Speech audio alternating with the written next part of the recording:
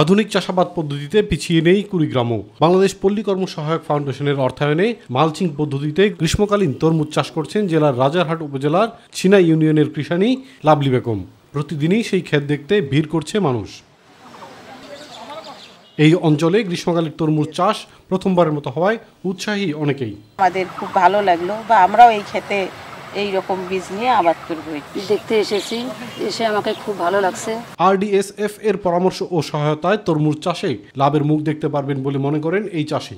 এই ছিনা ইউনিয়নে তরমুজ আবাদ হয় নাই, মার্জিন পেপার দেখি নেই। মার্জিন পেপার দিয়ে RDS অফিস থাকিয়ে কিছু হেল্প করছে, করার পর আমি মার্জিন পেপার দেওয়ার পর আমি তরমুজ আবাদ করছি।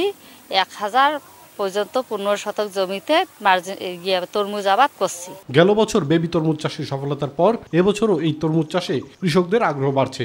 ভবিষ্যতেও এর চাষে কৃষক উৎসাহী হবেন বলে মনে করেন উদ্যোক্তারা।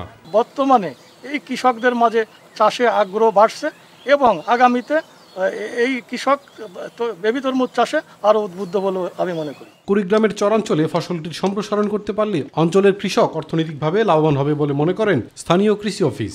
প্রায় 450 চর রয়েছে, তো আমরা এই চরগুলোতেও এই ফসলটি সম্প্রসারণ করতে পারি। পাশাপাশি আমরা যদি আমাদের প্লেন ল্যান্ডেও যদি এই তরমুজটা চাষাবাদ করতে পারি এবং কৃষকদের যদি আমরা এটার চাষাবাদ প্রযুক্তি বা এগুলো সব যদি আমরা শেখাতে পারি, তাহলে আশা করছি আমরা তরমুজটাকে আমরা ব্যাপকভাবে আমাদের এই কুড়িগ্রাম অঞ্চলে সম্প্রসারণ করতে পারবো। ইলিয়াস কমল, মাই টিভি।